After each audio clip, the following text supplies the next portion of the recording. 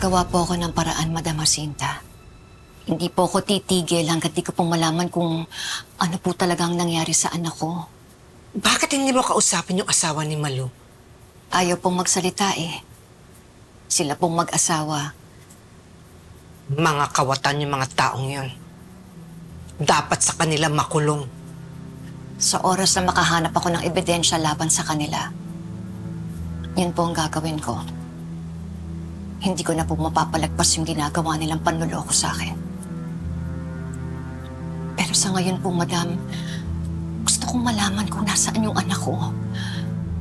Gusto kong malaman kung ano ba talaga yung nangyari sa kanya. Gusto ko pong malaman kung nasaan yung tunay na kakambal ni Tyrone.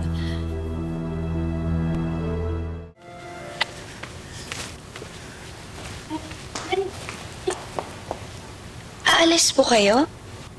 Tali, kailangan ko ng kumilos. Meron lang ako importanteng pupuntahan. Saan, Nay? Alam mo naman kung ano yung nangyari, hindi ba? Gusto kong malaman kung ano ba talaga yung nangyari dun sa totoong kakambal ni Tyrone. Nay? Buhay pa po ba talaga siya? Sana. Hindi ako susuko. Hindi ako titigil hanggat di ko nalalaman kung ano yung totoo.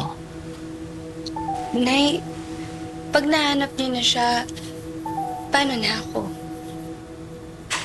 Anak, ano ka ba? Siyempre, anak pa rin kita. Bakit pa kasi na hindi na lang ako yung mahalin niyo? Hindi pa ba ako sapat? Mahal kita.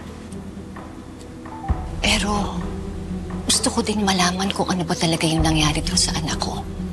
Hindi ako matatahimik hanggat di ko alam kung ano ba talaga yung nangyari sa kanya.